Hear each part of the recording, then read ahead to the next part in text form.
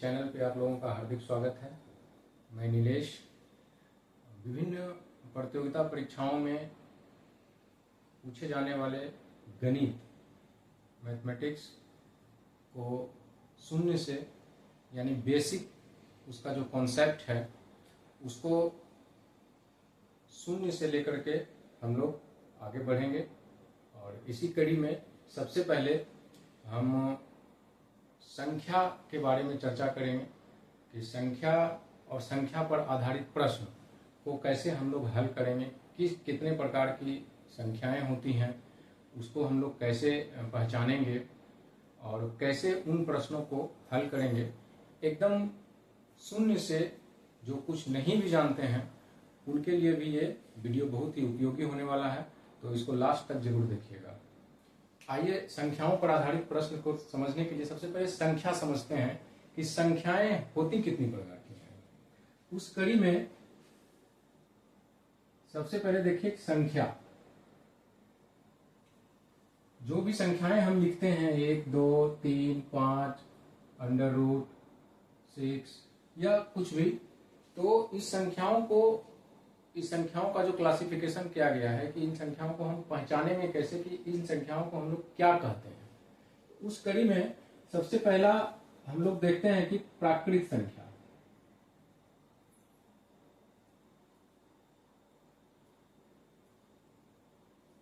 प्राकृत संख्या को हम लोग कैसे पहचानेंगे कि ये प्राकृत संख्या है। प्राकृत संख्या का पहचान है कि 1 से लेकर के 1, 2, 3, 4 ये इन्फिनिटी तक, अनंत तक जो भी संख्याएं हैं ये सारे संख्याएं प्राकृत संख्याएं हैं। तो अब प्रश्न इसमें पूछ सकता है परीक्षा में कि सबसे छोटी प्राकृत संख्या कौन सी है, तो इसका आंसर होगा 1, कि सबसे छोटी प्राकृत संख्या हमारा 1 है। अब इसी प्राकृत संख्या में यदि हम शून्य को जोड़ देते हैं, इस प्राकृत संख्या में यदि हम शून्य को जोड़ते हैं 0, 1, 2, 3, तो इस संख्याओं के समुच्चय को हम लोग पूर्ण संख्या कहेंगे।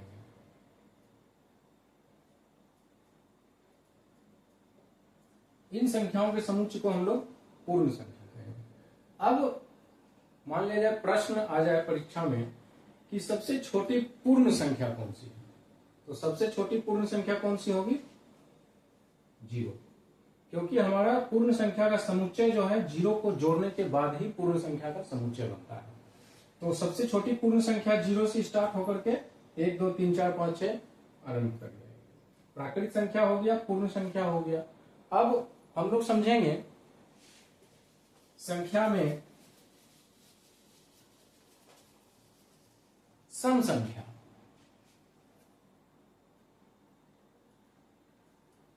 सम संख्या किसे कहते हैं?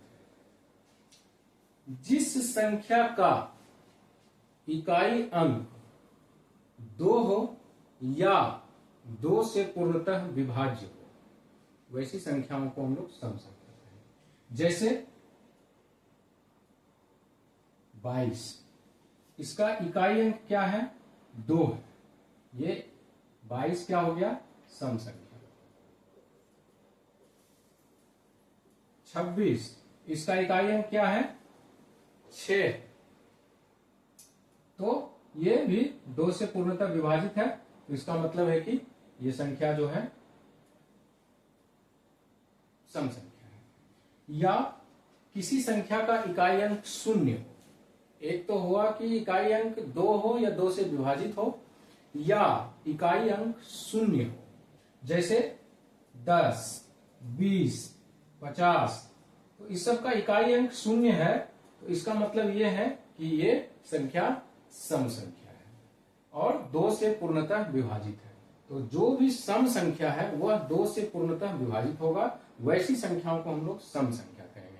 सम संख्या का परिभाषा हो गया कि जिस संख्या में 2 से पूर्णतः भाग लग जाए वैसी संख्याओं को हम लोग सम संख्या कहेंगे। उसको पहचानने का नियम यही है कि या तो इकाई अंक 2 हो या 0 हो या इकाई अंक 2 से पूर्णतः विभाजित हो। अब कोई बड़ा संख्या दे दे कि ये संख्या सम संख्या है कि विषम संख्या है, तो हम लोग सबसे पहले उसका इकाई अंक देखेंगे कि इकाई अंक यदि शून्य है तो इसका मतलब है कि ये सम संख्या है। या इकाई अंक कोई सम संख्या, इकाई अंक 2 हो तो हम लोग समझ जाएंगे कि पूरा संख्या सम संख्या है, क्योंकि इकाई अंक 2 है। अब इकाई अंक 4 है, फिर भी हम लोग समझ जाएंगे कि इकाई अंक 2 से पूर्णतः विभाजित है, इसका मतलब है कि पूरा संख्या 2 से पूर्णतः विभाजित है।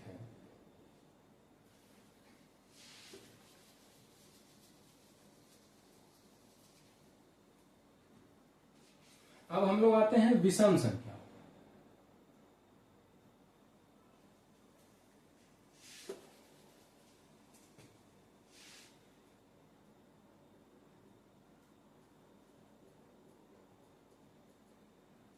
विषम संख्या, जिस संख्या में 2 से पूर्णतः विभाजित न हो, वैसी संख्या जो 2 से पूर्णतः विभाजित न हो, वैसी संख्या को हम लोग विषम संख्या कहते हैं। जैसे 3, 1, 5, 7, 11, 13, तो ऐसी संख्या हमारा विषम संख्या हो जाएगा। जो 2 से पूर्णतः विभाजित नहीं हो वैसी संख्या को हम लोग विषम संख्या कहेंगे। अब आगे है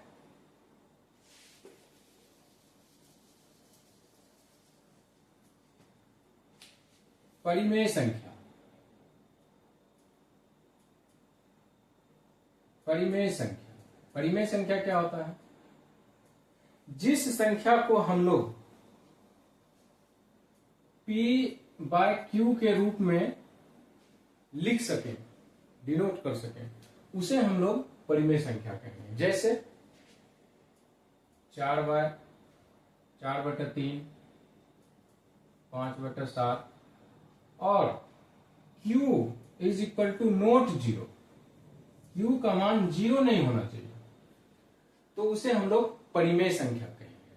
परिमेय संख्या जिसे हम लोग P/Q के रूप में लिख सकें, लेकिन Q का मान 0 नहीं होना चाहिए, वैसी संख्याओं को हम लोग परिमेय संख्या कहेंगे। जैसे 4, कुछ नहीं तो नीचे 1 हो जाएगा, 4 है, 3 है, 2 है, तो इसे हम लोग परिमेय संख्या कहेंगे। अब है अपरिमेय संख्या।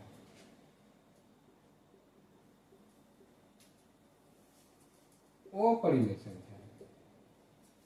ऐसी संख्या जिसे कि P/Q के रूप में हम लोग नहीं लिख सकते हैं, वैसी संख्याओं को हम लोग अपरिमेय संख्या कहेंगे। यहां भी Q is equal to not 0 हो, जिसे हम लोग P/Q के रूप में नहीं लिख सकते हैं, वैसी संख्याओं को हम लोग अपरिमेय संख्या कहेंगे। जैसे √2, √3, √6, ये सब संख्या जो है हमारा अपरिमेय संख्या है। पाई, ये सारी संख्याएं हमारा अपरिमेय संख्या है। √2, √3, √6, पाई, ये सारी संख्याएं हमारा अपरिमेय संख्या है। तो परिमेय संख्या जिसे हम लोग P/Q के रूप में लिख सकते हैं, और अपरिमेय संख्या जिसे P/Q के रूप में हम लोग नहीं लिख सकते हैं, ऐसी संख्याओं को हम लोग अपरिमेय संख्या।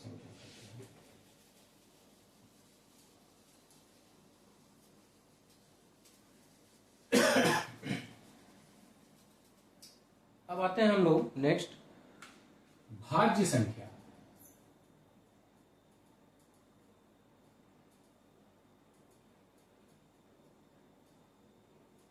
भाज्य संख्या किसे कहते हैं? ऐसी संख्या जिसमें एक से और अपने आप से भाग लगे, किंतु एक और अपने आप के अलावे कम से कम एक अंक और से भाग लग जाए, तो वैसी संख्याओं को हम लोग भाज्य संख्या कहेंगे। जैसे 4, ये भाज्य संख्या है क्योंकि इसमें 1 से भी भाग लग रहा है, 4 से भी भाग लग रहा है, और एक न्यूनतम अन्य संख्या 2 से भी भाग लग रहा है।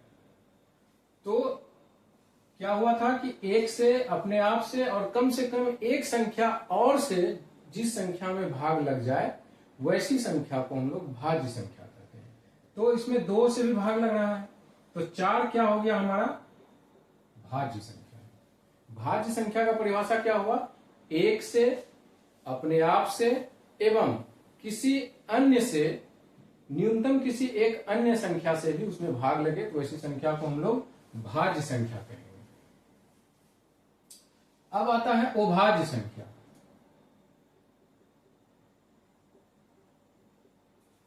अभाज्य संख्या,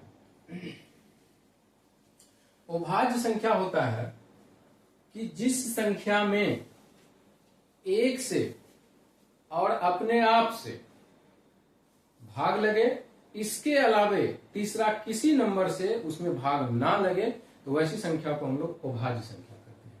अब इसमें आता है जैसे 3, 2, 5, इस सब में क्या है, एक से भाग लगेगा और 5 से भाग लगेगा। तीसरा कोई संख्या नहीं है जिससे इसमें पूर्णतः भाग लग जाए। 3 में भी वही है, 2 में भी वही है।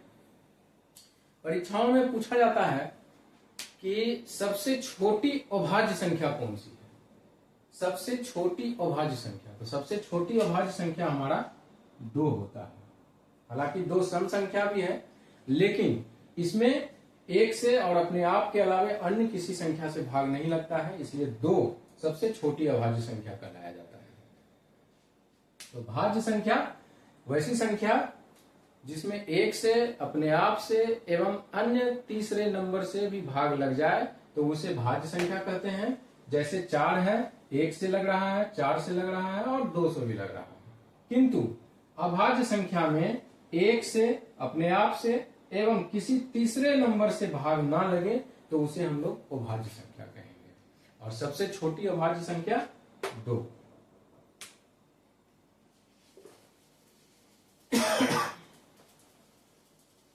अब हम लोग आते हैं पूर्णांक संख्या।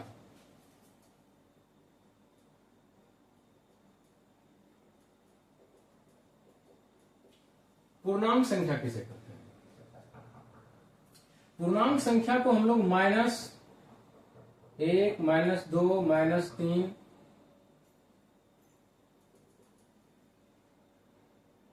यानी कि इस तरह से हम लोग इसको देख सकते हैं।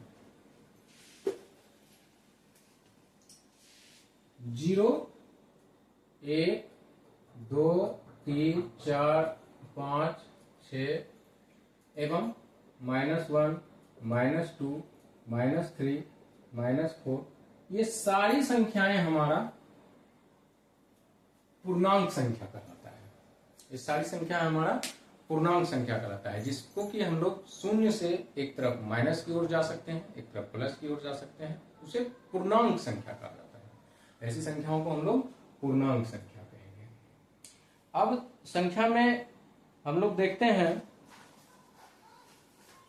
किसी भी संख्या का, जैसे कि कोई भी संख्या हो, उसका एक अपना जातीय मान होता है और एक स्थानीय मान होता है किसी संख्या का।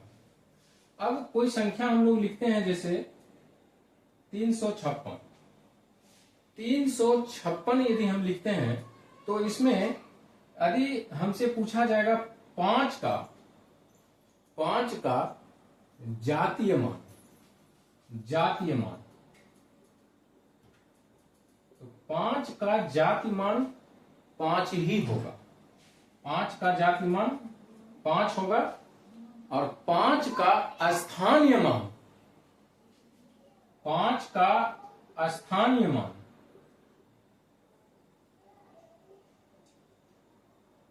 5 के बाद कितना अंक है? 1 अंक है, तो 1 शून्य यहां दे देंगे, तो 5 का स्थानीय मान कितना हो जाएगा? 50। तो किसी भी संख्या का 2 मान होता है, एक जातीय मान और एक स्थानीय मान। दोस्तों, संख्या पर आधारित प्रश्नों को हल करने के लिए इन सभी जो हमने बताया अभी, प्राकृत संख्या, पूर्ण संख्या, पूर्णांक संख्या, सम संख्या, विषम संख्या, भाज्य संख्या, अभाज्य संख्या, इन सभी संख्याओं को अच्छी तरह से जहन में रखना है, ताकि हम लोग जब संख्या पर आधारित प्रश्न को हल करें तो उसमें किसी प्रकार का कोई गलती हम लोग ना करें। संख्याओं पर आधारित प्रश्न को हल करने के लिए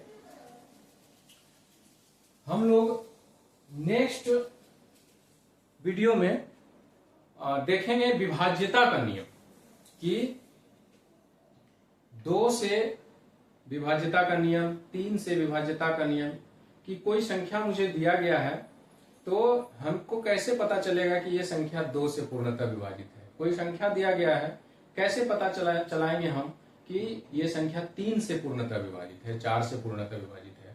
तो संख्याओं पर आधारित प्रश्न को हल करने के लिए इसकी बहुत आवश्यकता है। तो हम लोग नेक्स्ट वीडियो में इसकी चर्चा करेंगे विभाज्यता के नियम का।